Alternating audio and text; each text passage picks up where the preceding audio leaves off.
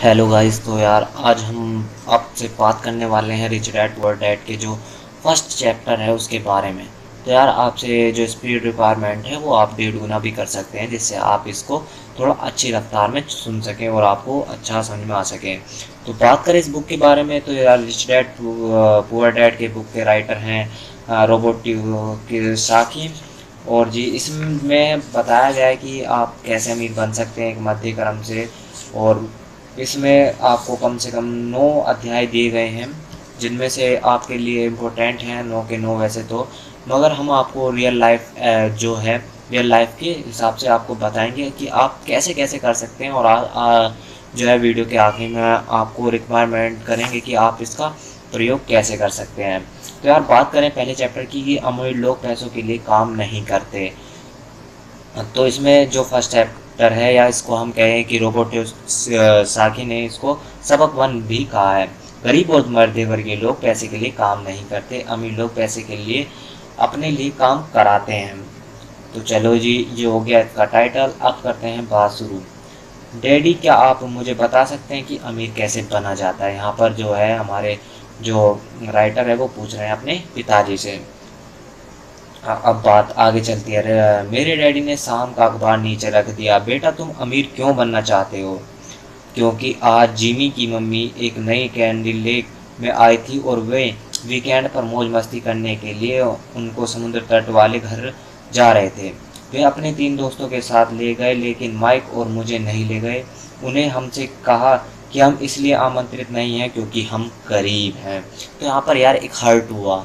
तो यार आपसे भी कहना चाहूँगा कि यार कभी कभी कोई आपकी बेइज्जती कर देता है तो उसको उल्टा जवाब ना दे, अपनी सक्सेस से जवाब दें। तो अब कुछ क्वेश्चनों के आंसर यहाँ पर आपको मिलने चालू होंगे। तो उन्होंने ऐसा कहा, मेरे डैडी ने अविश्वास से पूछा। हाँ, ऐसे ही कहा, मैंने आहत अंदाज में जवाब दिया। मतलब उनको हर्ट हो रहा था, उन्होंने थोड़े से उस दबाव वाले उसमें दिया। मेरे डैडी ने खामोशी से अपना सर हिलाया, अपना चश्मा नाक के पुल तक चढ़ाया और दोबारा अखबार पढ़ने लगे। मैं जवाब के इंतजार में खड़ा रहा।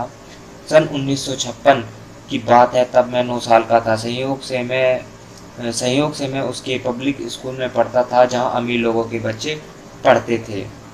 हमारा निवास हवाई में मूलतः शुगर प्लांटेशन यानी गन्ने के बागान वाले कस्बे में था। बागान के मैनेजर और कस्बे के बाकी अमीर लोग जैसे डॉक्टर, व्यवसाय के मालिक और बैंकर अपने बच्चों को इसी प्रारंभिक स्कूल में भेजते थे। छठे ग्रेड के बाद उनके बच्चों को आमतौर पर प्राइवेट स्कूल में भेज दिया जाता था। चूँकि मेरा परिवार सड़क के इस तरफ रहता था, इसलिए मैं इस स्कूल में गया। अगर मैं सड़क के दूसरी तरफ रहता तो मैं एक अलग स्कूल में जाता जहां मेरे जैसे परिवार के बच्चे पढ़ते हैं। छठी ग्रेड के बाद उन्होंने मुझे इन्हीं बच्चों के साथ सरकारी इंटरमीडियम और हाई स्कूल जाना था। उनका यह मेरे लिए कोई प्राइवेट स्कूल नहीं था। अमीर डैडी आखिरकार अखबार नीचे रख दिया। मैं जानता था कि वे सोच विचार कर रहे हैं। देखो बेटा, उन्होंने कहा। उन्होंने धीरे से शुरू किया, अगर तुम अमीर बनना चाहते हो तो तुम्हें पैसे बनाना सीखना होगा। मैंने पूछा, मैं पैसे कैसे बनाऊं? उन्होंने मुस्कुराते हुए जवाब दिया, देखो बेटा, अपने दिमाग का इस्तेमाल करो। तब भी मैं उनका असली मतलब समझ गया था। मैं तुम्हें इतनी ही बताने वाला हूँ, या मुझे जवाब नहीं मालूम, इसलिए शर्मिंदा मत करो खामखा शर्मिंदा ना करो। तो यार असल में उनके डैडी को भी नहीं पता था कि अमीर कैसे बना जाता है।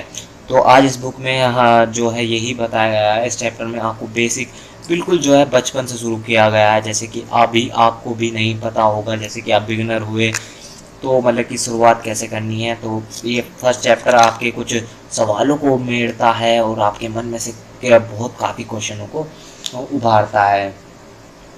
अब एक साझेदारी बन जाती है, मतलब कि वही कि साझेदारी बन जाती है जो इनका दोस्त था माइक उससे। अगली सुबह मैंने अपने सबसे अच्छे मित्र माइक को बताया कि मेरे डैडी ने क्या कहा। जहाँ तक मैं जानता था सिर्फ माइक और मैं ही उस स्कूल में पढ़ने वाले गरीब बच्चे थे। माइक भी सहयोग से ही इसी स्कूल में पढ़ रहा था। किसी ने कस्बे में स्कूल की एक विभाजन रेखा खींच दी थी, इसी वजह से हम अमीर बच्चों वाले स्कूल में आ गए थे। वैसे हम वाकई गरीब नहीं थे, लेकिन हम गरीबी का एहसास होता था क्योंकि बाकी सभी लड़कों के पास बेसबॉल का नए दस्ताने, नई साइकिल, हर नई चीज़ थी। मम्मी डैडी हमेशा रोटी, कपड़ा और मकान जैसी सभी बुनियादी चीज़ें मुहैया कराते थे, लेकिन बस इतना ही मेरे डैडी कहा करते थे, अगर तुम कोई चीज़ चाहते हो तो उसके लिए काम करो। हम चीज़ें तो बहुत सारी चाहते हैं, लेकिन 9 साल के लड़के के लिए ज़्यादा काम उपलब्ध नहीं था। माइक ने पूछा, तो पैसा बनाने के लिए हमें क्या करें? मैं नहीं जानता, मैंने कहा, लेकिन क्या तुम मेरा साझेदार बनोगे? वह मान गया और शनिवार को उसी सुबह माइक मेरे पहला कारोबारी साझेदार बन गया। हम सुबह से लेकर दोपहर तक सोचते रहे कि पैसे कैसे बनाए जाएं। कभी कभार हम उन अमीर बच्चों के बारे में बात करने लगते जो जिम्मी के समुद्री तट वाले घर पर मज़े करा कर रहे होंगे। इससे दिल थोड़ा दुखता, लेकिन वह दर्द अच्छा था, क्योंकि इससे हमने पैसे बनाने का तरीका सोचते रहने के लिए प्रेरित किया। आखिरकार दोपहर को अचानक मेरे दिमाग में बिजली कौंधी। यह एक ऐसा विचार था जो माइक को विज्ञान की एक पुस्तक में मिला था। उसने उसमें पढ़ा था। रोमांचित होकर हमने हाथ मिलाए और अब हमारी साझेदारी के पास एक कारोबार आ गया। अगले कई सप्ताह माइक और मैं आसपास के इलाके इधर उधर दौड़ते रहे, दरवाजे खटखटाते रहे और पड़ोसियों से पूछते रहे कि क्या वे अपने इस्तेमाल किए गए टूथपेस्ट ट्यूब हमारे लिए रख सकते हैं। हैरानी के भाव के साथ ज़्यादातर वयस्कों ने मुस्कुराते हुए हाँ कर दी। कुछ ने हमसे पूछा कि हम इनका क्या करेंगे। उसके जवाब में हमने कहा कि हम आपको नहीं बता सकते, यह एक कारोबारी रहस्य है।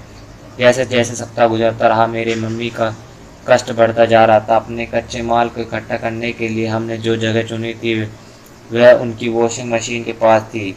वह एक भूरा कार्डबोर्ड बॉक्स था जिसमें कभी केचप की बोतल रखी जाती थी। अब उस टूथपेस्ट ट्यूब से हमारा छोटा सा ढेर बढ़ने लगा। आखिरकार मेरी मम्मी का सब्र का बांध टूट गया। पड़ोसियों की गंदी मुड़ी तुड़ी इस्तेमाल हो चुकी टूथब्रश ट्यूब को देख देख कर उनका दिमाग खराब हो गया था। उन्होंने पूछा, तुम लोग क्या कर रहे हो? अगर मैं दोबारा नहीं सुनना चाहती कि यह कारोबारी रहस्य है, इसे कचरे में साफ करो, वरना मैं इसे बाहर फेंक दूंगी। भाई और मैंने हाथ पैर जोड़कर उनसे मोहलत मांगी। हमने उन्हें बताया कि हमारे पास जल्दी से पर्याप्त ट्यूब्स हो जाएंगी और फिर हम उत्पादन शुरू कर देंगे। हमने उन्हें जानकारी दी कि हम 2-3 पड़ोसियों का इंतज़ार कर रहे हैं जिनका पेस्ट ट्यूब ख़त्म होने वाली थी और हम मिलने वाली थी। मम्मी ने हमें कहा, एक सप्ताह की मोहलत देती हूँ। उत्पादन शुरू करने की तारीख योजना से ज़्यादा जल्दी आ गई थी और दबाव बढ़ गया। मेरी पहली साझेदारी पर खतरा मंडरा रहा था, क्योंकि मेरी खुद की मम्मी की ने जगह खाली करने का नोटिस थमा दिया था। यह माइक का काम था कि वह पड़ोसी के टूथपेस्ट जल्दी ख़त्म कराने को कहे। साथ में उनसे यह भी कहता कि उनके दांतों के डॉक्टर का भी यही कहना है कि उन्हें दिन में ज़्यादा बार ब्रश करना चाहिए। मैं उत्पादन की प्रक्रिया को ठीक ठाक करने में जुट गया। एक दिन मेरे डैडी एक दोस्त के साथ घर आए। उन्होंने देखा कि 9 साल के 2 लड़के पोर्च में पूरी गति से उत्पादन करने में जुटे हैं। हर कहीं बारीकी सफ़ेद चूरा फैला हुआ था। एक लंबी टेबल पर स्कूल के दूध के छोटे कर्टन थे और हमारे परिवार का हिबाची ग्रिल लाल सुर्ख कोयले के साथ अधिकतम गर्मी पर दहक रहा था। डैडी सावधानी से चलकर आए। उन्होंने पोर्च से के शुरू में ही कार खड़ी करनी पड़ी, क्योंकि उत्पादन की प्रक्रिया कार की जगह तक पहुंचने में बाधा डाल रही थी। जब वे और उनके दोस्त करीब आए तो उन्होंने देखा कि स्टील के बर्तन कोयले में ऊपर रखा था, जिसमें ट्यूब पिघल रही थी।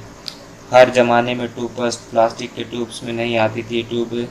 ट्यूब शीशे से भी बनती थी, इसलिए पेट के जल जाने पर हम ट्यूब्स के स्टील के छोटे बर्तनों में डाल देते थे। वे पिघल लगती और द्रव बन जाती। इस पिघले हुए शीशे से हम दूध के कर्टन में बने एक छोटे छेद से अंदर डाल रहे थे। दूध के कार्टन से प्लास्टर ऑफ पेरिस भर रहा था। हर तरफ फैले सफ़ेद चूरा और कुछ नहीं, प्लास्टर ऑफ पेरिस ही था। जल्दबाजी में उसके बैग में मेरी लत पड़ गई, जिससे पूरा इलाका ऐसा लग रहा था कि जैसे वह अभी अभी बर्फ़ का तूफान आया हो। दूध के कर्टन के भीतर प्लास्टर ऑफ पेरिस के सांचे थे। मेरे डैडी और उनके दोस्तों ने देखा जब हम पिघले हुए शीशे की सावधानी से प्लास्टर ऑफ पेरिस के क्यूब के ऊपर छोटे छेद में डालते रहे। संभल कर, डैडी ने कहा। मैंने ऊपर देखा, मैंने सिर हिला दिया। आखिरकार जब शीशा डालने का काम ख़त्म हो गया तो मैंने स्टील का बर्तन नीचे रखा और अपने डैडी की तरफ देखकर मुस्कुराया। तुम लोग क्या कर रहे हो? उन्होंने मुस्कुराते हुए सावधानी से पूछा। हम वही कर रहे थे जो आपने मुझसे करने को कहा। हम अमीर बनने जा रहे हैं, मैंने कहा। हाँ, माइक ने मुस्कुराते हुए कहा, अपना सिर हिलाया। हम दोनों ने समझदार साझेदार हैं, मेरे डैडी ने पूछा। और प्लास्टर की इन सांचे में क्या है? देखिए, मैंने कहा, इससे एक बहुत अच्छी चीज़ है। छोटी हथौड़ी से मैंने इस शीशे सील को ठोका जिससे क्यूब के बीच में खोल दिया। मैंने प्लास्टर के सांचे को ऊपर आधा हिस्सा बाहर निकाला और शीशे का 5 सेट का सिक्का बाहर टपका आया। हे भगवान, मेरे डैडी ने कहा, तुम लोग शीशे के सिक्के डाल रहे हो? बिल्कुल सही, माइक ने कहा। हम वही कर रहे हैं जो आपने हमसे करने को कहा था। हम पैसा बना रहे हैं। मेरे डैडी के दोस्त मुड़कर और जोर जोर से हंसने लगे। मेरे डैडी भी मुस्कुराते हुए सिर हिलाया। आग और टूथपेस्ट ट्यूब के खाली बॉक्स के साथ उनके सामान 2 छोटे लड़के थे जो सफ़ेद धूल से ढके होकर खूब मुस्कुराए जा रहे थे। उन्होंने हमसे कहा कि हम सब कुछ छोड़कर उनके साथ चले और घर की सामने वाली सीढ़ी पर बैठे। मुस्कुराते हुए उन्होंने नरमी समझाया कि जालसाजी शब्द का क्या मतलब होता है। हमारे सपने चूर चूर हो गए। आपका मतलब है यह है कि यह गैर कानूनी है? माइक ने कांपती आवाज़ से पूछा। छोड़ो भी, मेरे डैडी ने दोस्तों से कहा। हो सकता है वे अपनी जन्मजात प्रतिभा का विकास कर रहे हों। डैडी ने उनकी आंखों के घूर कर देखा। हाँ, यह गैर कानूनी है, मेरे डैडी ने नरमी से कहा, लेकिन तुम लड़कों ने यह दिखा दिया कि तुम बहुत रचनात्मक और मौलिक विचार है। इस तरह आगे बढ़ते रहो, मुझे तुम पर सचमुच गर्व है। निराश होकर माइक और मैं लगभग 20 मिनट तक खामोशी से बैठे रहे। इसके बाद आपने अपने फैलाए कचरे को साफ करने लगे। पहले ही दिन हमारा कारोबार चौपट हो गया था। चूल्हे को झाड़ू से साफ करते हुए मैंने माइक की ओर देखा और कहा, मुझे लगता है कि जिमी और उसके दोस्त सही कहते हैं, हम वाकई गरीब हैं। जब मैंने ये बात कही तो मेरे डैडी जा ही रहे थे, लेकिन उन्होंने कहा, लड़कों, तुम तभी गरीब कहलाओगे जब तुम हार मान लोगे। सबसे महत्वपूर्ण बात यह है कि तुम कुछ किया। ज़्यादातर लोग अमीर बनने के लिए सिर्फ बातें करते और सपने देखते हैं। तुमने कुछ किया। मुझे तुम दोनों पर बहुत नाज है। मैं दोबारा कहूँगा कि इस तरह आगे बढ़ते रहो, हौसला मत छोड़ना। माइक और मैं खामोशी से वहाँ खड़े रहे। ये सब सुनने में मैं तो अच्छे लगते थे, लेकिन उनसे हमें यह पता नहीं चलता कि हम क्या कर रहे हैं। डैडी, क्या ऐसा क्यों है कि हम अमीर नहीं हैं? मैंने पूछा। क्योंकि मैंने एक स्कूल टीचर बनने का विकल्प चुना। स्कूल के टीचर दरअसल अमीर बनने के बारे में नहीं सोचते, हम बस पढ़ाने और सिखाना पसंद होता है। काश मैं तुम्हारी मदद कर सकता, लेकिन मैं सचमुच नहीं जानता कि पैसा कैसे बनता है। माइक और मैं मुड़कर दोबारा सफाई करने लगे। मैं समझता हूँ, मेरे डैडी बोले। अगर तुम लोग यह सीखना चाहते हो तो अमीर कैसे बनना है तो मुझे मत पूछो। माइक, यह सवाल अपने डैडी से पूछो। मेरे डैडी? माइक ने हैरानी के भाव से के साथ कहा। हाँ, तुम्हारे डैडी। मेरे डैडी ने मुस्कुराते हुए दोहराया। तुम्हारे डैडी मेरे बैंकर एक ही हैं और वह तुम्हारे डैडी के गुण गाते हैं। उसने मुझे कई बार बताया कि जब पैसा बनाने की बात आती है तो तुम्हारे डैडी कमाल के हैं। मेरे डैडी? माइक ने अविश्वास में दोबारा पूछा। तो फिर ऐसा कहा कि स्कूल के अमीर बच्चों की तरह हमारे पास एक शानदार कार और आलीशान मकान नहीं है। शानदार कार और आलीशान मकान का यह मतलब नहीं कि तुम अमीर हो या तुम पैसे बनाने की कला जानते हो, मेरे डैडी ने जवाब दिया। जिम्मी के डैडी गन्ने के बागान में काम करते हैं। वह मुझे ज़्यादा अलग नहीं है। वे एक कंपनी में काम करते हैं और मैं सरकारी ऑफिसर हूँ। कंपनी ने उसे कार दे रखी है। सरकार की कंपनी आर्थिक परेशानी में और जल्द ही हो सकता है कि जिम्मी के डैडी के पास कुछ न रहे। तुम्हारे डैडी अलग है माइक। ऐसा लगता है कि वह एक साम्राज्य बना रहे हैं। मेरा अनुमान है कि कुछ ही सालों में बहुत अमीर आदमी बन जाएंगे। यह सुनकर माइक और मैं दोबारा रोमांचित हो गए। नए उत्साह के साथ हम अपने डूबे हुए व्यवसाय के मलबे पर साफ करने लगे। सफाई करते करते हमने योजना बनाई कि माइक के डैडी से कब और कैसे बात की जाए। समस्या यह थी कि माइक के डैडी बहुत ज़्यादा काम करते थे और अक्सर देर रात तक घर नहीं लौटते थे। उसके daddy warehouse warehouses, एक निर्माण कंपनी, स्टोर की श्रृंखला और 3 रेस्टोरेंट के मालिक थे। रेस्टोरेंट की वजह से ही उन्हें घर लौटने में देर हो जाती थी।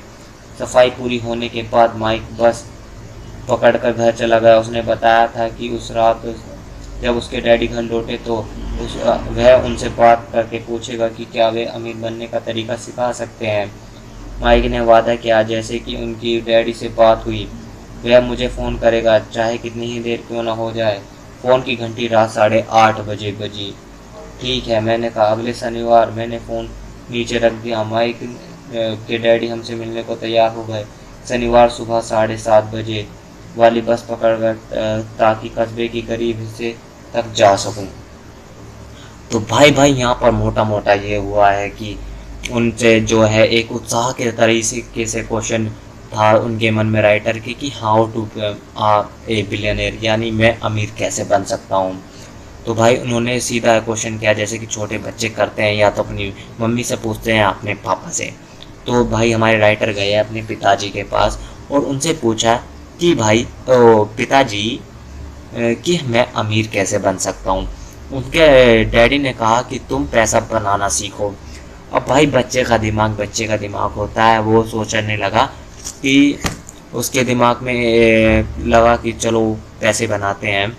तो कुछ इस तरह से हुआ कि उसने एक साझेदार बनाया जो माइक, जिसे वो गरीब समझता था, रियल में गरीब नहीं था यार। उसके पिताजी बहुत बहुत अमीर, मगर उसे भी पता नहीं था, गरीब ही था। मतलब कि ना तो गाड़ी ना बंगला ना कुछ। ऐसा हो सकता है कि कुछ ऐसे लोग होते हैं जो जिनके पास ऐसे नहीं होता, गाड़ी बंगला नहीं होता, फिर भी वे अमीर होते हैं। उन्होंने उससे साझेदारी कर ली कि वो भी अमीर बनना चाहते हैं।